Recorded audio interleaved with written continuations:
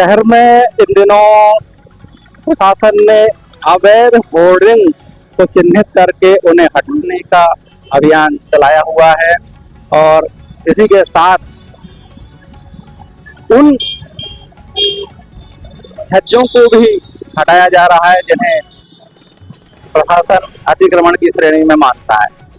लेकिन दुकानदार इससे इत्तेफाक नहीं रखते हैं और दुकानदार मानते हैं कि ये ग्राहकों की छाया के लिए है, इससे अतिक्रमण नहीं होता है। ऐसे ही एक दुकानदार यहाँ पर मौजूद हैं। क्या क्या कहना है आपका इस बारे में? यहाँ पर कोई अतिक्रमण नहीं था, खाली ये तो धूप के लिए लगाए हुए थे और पानी, बारिश में पानी आती है, लोग रुकते हैं यहाँ पे खड़े होने के लिए, लोगों के लिए उसकी सुविधा के लिए थे। कोई अतिक्रमण नहीं है, उनको हटवा दिएगा बगैर उसके। तो अब क्या असुविधा होगी लोगों को? असुविधा होगी, कोई गिर जाए, परेशानी हो जाए, किसी को पानी में भीगेगा आदमी, चक्कर आ जाए आदमी को, गिर पड़ा, धूप में खड़ा होगा, गिराक कोई परेशानी नहीं। तो ये कहना है दुकानदारों का कि ये परेशानी का सबब है, इससे ग्राहकों को असुविधा होगी और इसको नहीं निकालना चाहिए था। गर्मी का मौसम है, गर्मी के मौसम में ऐसे में निकालना गलत है। ऐसे में लोगों को चक्कर आ जाते हैं, लोग बैठ जाते हैं, आगे छाए के वजह देख कर बैठने की जगह है उनके लिए। राहगीर आ रहा है, रुक रहा है, 2 मिनट रुका, उसने पानी पिया, रुक गया, बाकी काम कराना तो काम करा लिया, नहीं वैसे ही बैठ गया। ये सारी बेचारों को परेशानी है। तो आप भगाते तो नहीं हो कि भगो यहाँ क्यों बैठ गए, मेरी दुकान क्या है? आगे बहुत से लोग बैठ रहते हैं, कभी देख लो आप, यहाँ इधर देखो, इधर बैठ रहते हैं, गाड़ी खड़ी करती छाए की वजह से बैठता है, आगे रुकता है, इसलिए ये एक और बात आप कह रहे थे कि कुछ दुकानों के 3 हटाए, कुछ के छोड़ दिए। हाँ, कुछ ही दुकानों के हटाए, बस 2 दुकानों का हमसे बोला, और लोगों ने तो हटाए। ये सवाल, कार्रवाई हो तो सभी के साथ होना चाहिए। पूरे शहर में अतिक्रमण हो रहा है, सामने गुमटी रखी, उनको क्यों नहीं हटा रहा? जो अतिक्रमण कर रहा, मंदिर के बगल में गुमटी रखी, इधर रखी, ये अतिक्रमण दुकान है, तो यहाँ से 8-10 दुकान के बाद दुकान है, सब अतिक्रमण की दुकान है। उनको क्यों नहीं हटाया? उन्हें हटाओ ना अतिक्रमण। ये तो नगर पालिका की दुकान है, नगर पालिका ने दी है, नगर पालिका को पीछे करना चाहिए थी। या नगर पालिका को व्यवस्था करना चाहिए थी। आदमी धूप आएगा तो कैसे काम करेगा? बगैर छाया धूप की पानी के बारिश में पानी आएगा तो दुकान में अंदर ही पानी जाएगा, ना दुकान में अंदर खड़े हो सकते, ना अपन काम कर सकते। ये है ना ग्राहक आ सकता। ये एक बड़ा आम सा वाकया है। अक्सर जब भी अतिक्रमण मुहिम होती है प्रशासन की तरफ से, तब अक्सर ये प्रश्न खड़ा होता है लोगों के द्वारा कि फला का हटा दिया और फला का नहीं हटाया, तो आखिर ऐसा क्यों होता है? क्या वाकई में प्रशासन इस तरह की कोई पक्षपातपूर्ण नीति अपनाता है? और अगर नहीं तो ये सवाल अपने आप में उन तमाम सारी बातों को हल तलाशने के लिए मजबूर कर देता है, जो कहीं ना कहीं इस तरह के दृश्य मेरे पीछे जो आप देख पा रहे हैं छोड़ दिए जाते हैं। ये जो टीन शेड हटाए गए हैं, इनको प्रशासन अतिक्रमण की श्रेणी में मानता है, इसलिए हटाया है, लेकिन दुकानदार ऐसे अतिक्रमण नहीं मानते हैं। आपकी भी दुकान का टीन शेड हटा है, क्या कहेंगे आप? छज्जा तो होना चाहिए ना, थोड़ा उस हिसाब से लगा रखे हैं। पीछे से कोई अतिक्रमण नहीं है हमारा, सभी लगाते हैं टीन शेड। तो फिर आप ये बात जब ये अतिक्रमण हटाने के लिए अमला आया होगा तो आपने उनसे भी कही होगी? अभी तो कोई नहीं आया, केवल एटीएम का हमने बोला था तो हमने हटा लिया, खुद हटा लिया। क्या बोला था कि नहीं हटाओगे तो हम हटा देंगे, तोड़ देंगे, तो टूटे इससे अच्छा अपन खुद हटा लो। तो और फिर आपके पास वाले दुकानदार को नहीं बोला? अब वो कल बंद हो गई थी, इस वजह से उनको सूचना नहीं है। ये भी एक चीज है। यहाँ पर 2 बातें सामने आई हैं कि एक तो ये इस तरह के आरोप लगते हैं कि उसका हटा दिया, मेरा नहीं हटाया। दूसरा, जिस तरह से ये मुहिम चलती है उस वक्त तमाम सारे दुकानदार अपने शटर डाउन करके घर चले जाते हैं ताकि उनको इस तरह की स्थिति से सामना ना करना पड़े, प्रशासनिक अमले से उनका आमना सामना ना हो और कुछ दिन तक वे इस तरह से राहत महसूस कर लें। लेकिन कहीं ना कहीं फिर जो दूसरे दुकानदार होते हैं, उनके जो पड़ोसी दुकानदार होते हैं, उनके मन में कहीं ना कहीं फिर ये मलाल रह जाता है और प्रशासन पर फिर इसी तरह के आरोप जड़ दिए जाते हैं।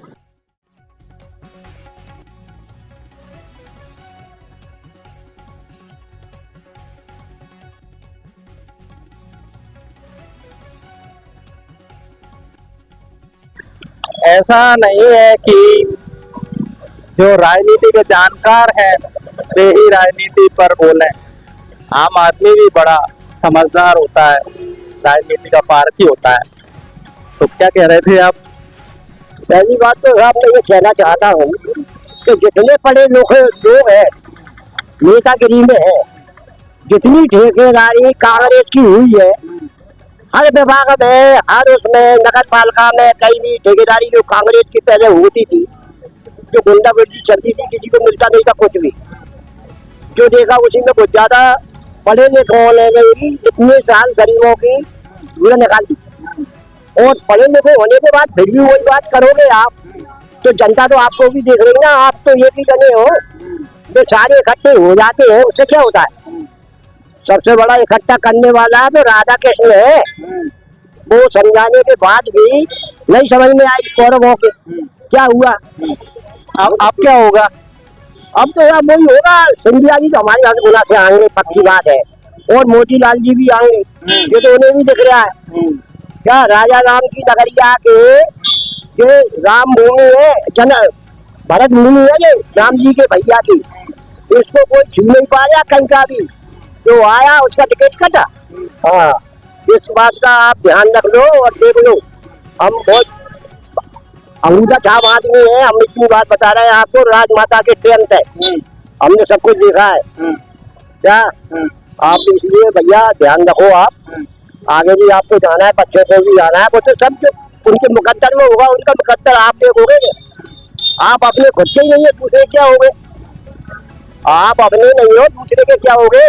परछाई साथ छोड़ देती है और कर्म भुगत रहे, जैसा करोगे वैसा भरोगे। आप चूतिया बना दे चक्कर में जो राम नगरिया राम की बसे गंग के तीर, अटल राज महाराज की चौकी हनुमत की, इस चौपाई को पढ़ो और इसको देखो, आप इसको समझो। क्या ये फलाने दिखाने इनकी बातें करके पढ़े लिखे नहीं चूतिया बना रहे हैं, जनता को बगला रहा है, कलर कितने का क्या कर रहे हैं? ये घोटाले क्या हमने कर दिए? हमने तो आपको दिया था, हमें क्या मालूम तुम घोटाले कर रहे हो? हमें तो नहीं मालूम पड़ रही है ना न्यूज में। आप हमसे बोलेंगे ना जब हम हमसे जवाब देंगे आपको। आपको कोई सरकारी योजना का लाभ मिला कि नहीं? नहीं, सरकारी योजना का तो एक ही है कि हमको तो भैया पेंशन मिल रही है 60-61 साल की उम्र में, और भगवान के दरबार में बैठे हुए बड़ी शांति मिलती है। और कुछ भी उम्र हमने सिर्फ भगवान में ही काटी है, तो वो देता है। जाने वाला तो ना सरकार है ना कोई वो ईश्वर देगा, जो देगा भाग बिताता है, वो भाग को बिता देता है। ये नेता बीत रहा है ना, भाग से ही बीत रहा है सबरे, जो करेगा तो भरेगा। आप कह रहे थे विकास के बारे में, कुछ कह रहे थे आप? हाँ, विकास सिंधिया साहब करवाएंगे और वही करवाते आगे, और सिंधिया ही जीतेंगे। यहाँ से आप पूरी कोशिश कर लेना, कोई फर्क नहीं है, ना बेलनी नचाने का काम नहीं है। आप हमारी बात समझ जाओ हम क्या कह रहे हैं, बस। तो ये समझने वाली बात कह दी दादा ने। ठीक है, समझदार लोग अपने अपने हिसाब से इसको समझेंगे और समझाएंगे भी। और तमाम बातें ऐसी होती हैं जो आम आदमी को समझ में नहीं आती हैं,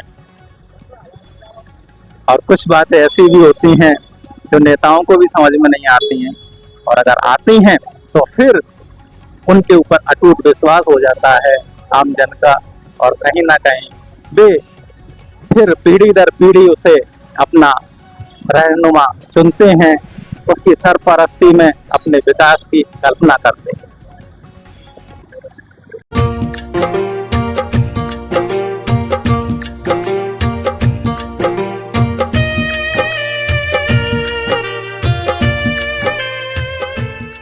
photography, pre wedding shoot candid photography, post wedding shoot, videography, cinematography, crane, drone, LED ball, live event. तो उठाइए अपना फ़ोन नंबर, तो डायल कीजिए 9589817381 9981422759 अनुष फोटो स्टूडियो। तो आज ही बुक कराइए।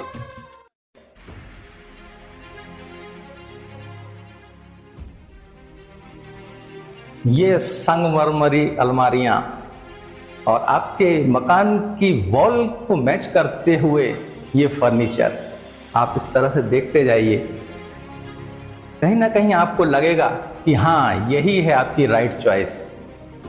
और ये सोफे आप देख सकते हैं, जैसे कलर का आपका मकान, इसी की तर्ज पर यहाँ पर पहले से ही तैयार किए हुए हैं ये फर्नीचर। सबसे बड़ी बात क्या है कि आपको ये चिंता करने की ज़रूरत नहीं है कि आपकी जेब इजाज़त दे रही है या नहीं। जी हाँ, क्योंकि यहाँ पर ज़ीरो फाइनेंस की सुविधा भी उपलब्ध है। ये देखिए डाइनिंग टेबल, बहुत ही शानदार सागौन की लकड़ी से बना हुआ फर्नीचर। जी हाँ, जिसकी खास डिमांड रहती है। सिर्फ डिज़ाइन नहीं बल्कि मजबूती भी बेमिसाल है। और इन आकर्षक फर्नीचर्स को देखने के बाद लगता है कि वाकई में गुना शहर में भी ऐसी कोई जगह है जहां हमें अपने मनमाफिक फर्नीचर मिल जाएगा। ये डाइनिंग टेबल भी बहुत आकर्षक है। जी, छोटा परिवार, सुखी परिवार, 4 लोगों के लिए किए सभी कंपनियों के ब्रांडेड डबल बेड्स, और क्वालिटी के साथ यहाँ कोई समझौता नहीं मिलेगा। बेहद आकर्षक, मजबूत और अत्याधुनिक इतने शानदार और शाही सोफे हैं कि ऐसा लगता है कि बैठ जाओ और फिर बैठे ही रहो। पूरे 22 साल से विश्वास का प्रतीक है ये गोपाल फर्नीचर हाउस, और शायद इसीलिए आज भी लोगों को खींच लाता है। चाहे शादी विवाह हो या घर में ज़रूरी आइटम आपको लेना हो, गोपाल इलेक्ट्रॉनिक्स की एकमात्र